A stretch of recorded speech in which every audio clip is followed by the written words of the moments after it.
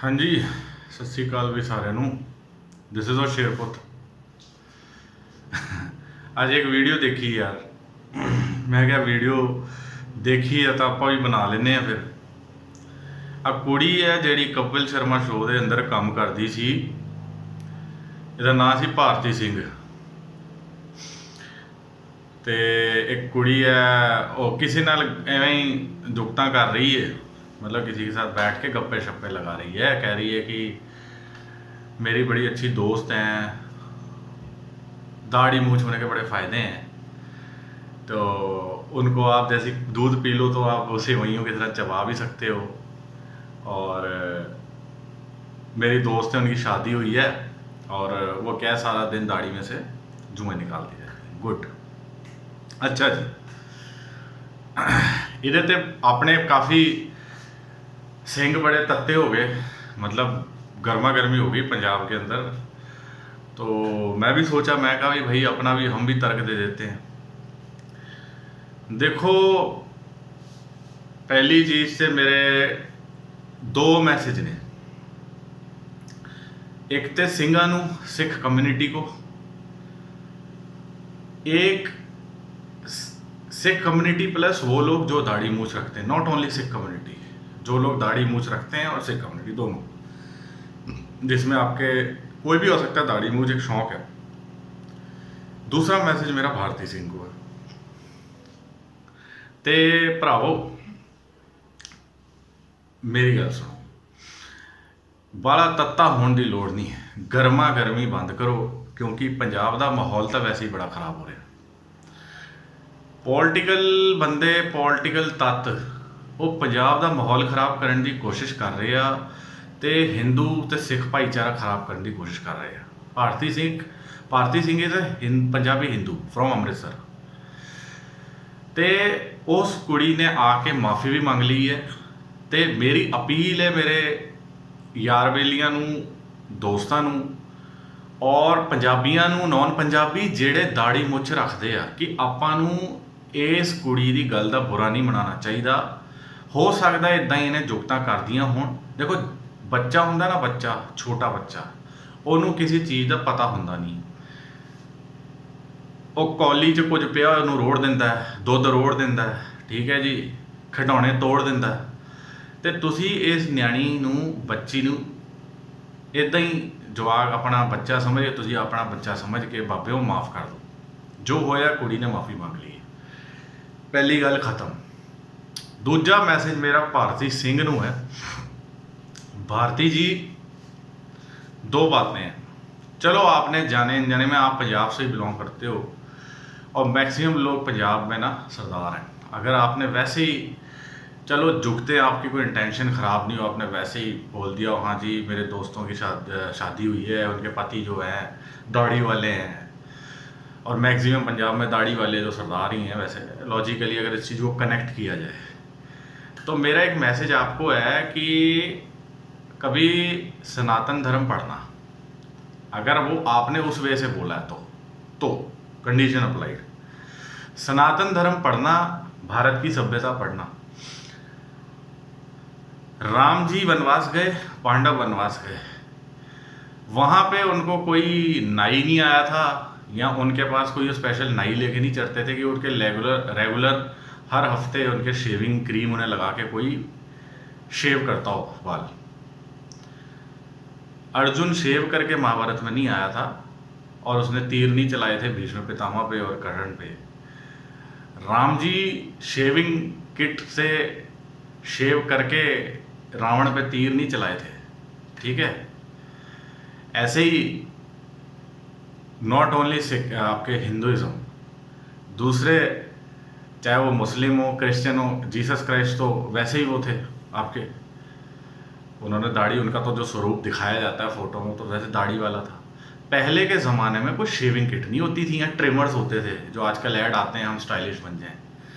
पहले के लोगों की धारणा ये थी कि भगवान ने जैसा पैदा किया है वैसे ही हम मरेंगे। वो नेचुरल अकाल पुरख ने, भगवान ने हमें रूप दिया है।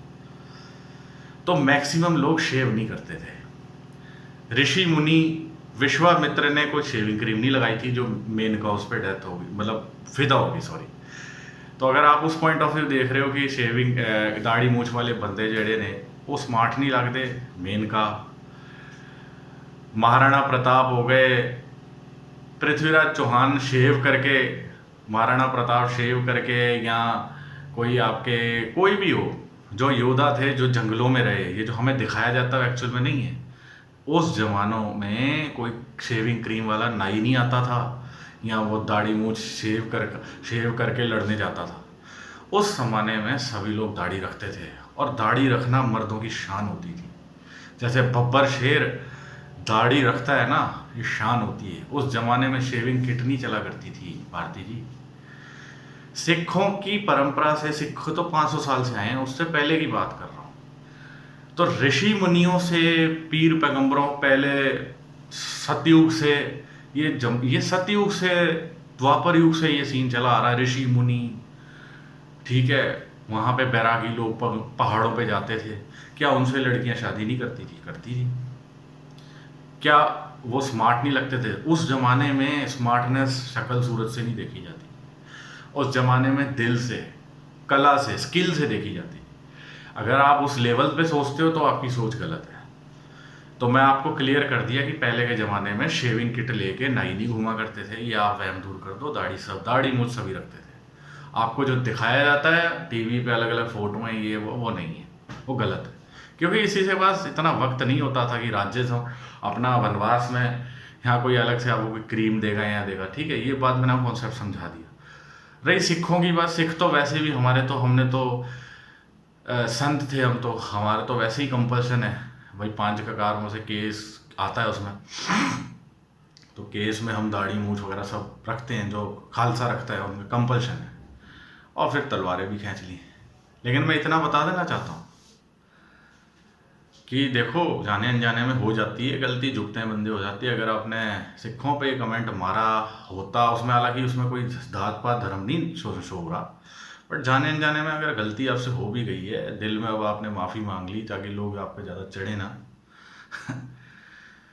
दुशासन आया था ना, द्रौपदी को पकड़ के चीरहरण करने की कोशिश की थी, ठीक है, माधव ने बचा लिया था। माधव मतलब श्री कृष्ण। ऐसे कई चीरहरण भारत में कई आतंककारी आए, मोहम्मद गौरी से लेकर अब्दाली तक।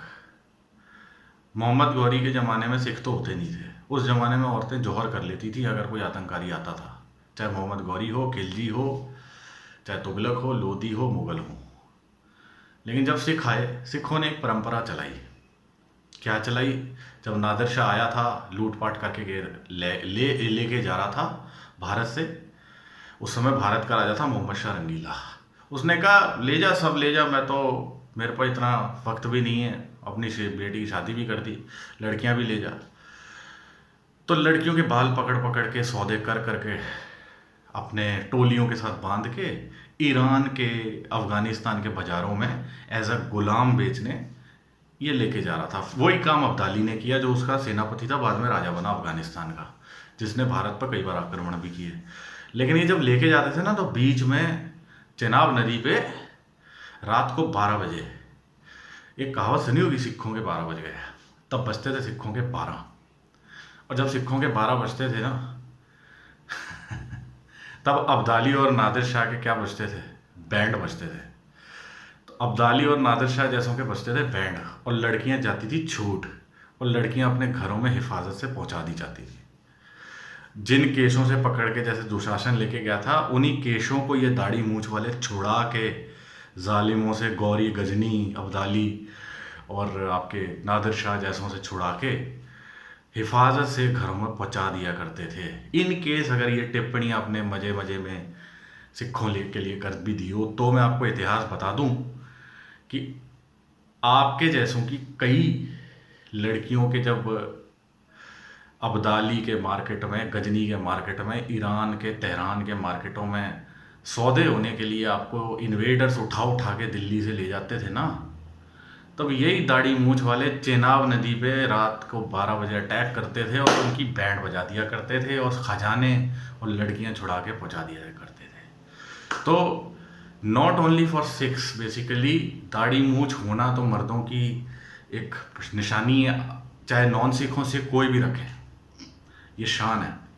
और तुम्हें एक और बात क्लियर कर दूं भारती सिंह, तुम्हें ये भी नहीं पता होगा, चाइना में जब बच्चा पैदा होता है ना, चाइना में जब बच्चा पैदा होता है उसे कम गर्म पानी में थोड़े से ज़्यादा खोलते हैं, उसको रख दिया जाता है ताकि उसकी दाढ़ी मूछ ना आए। कभी चेक करना चाइनीज़ बंदों में दाढ़ी नहीं होती।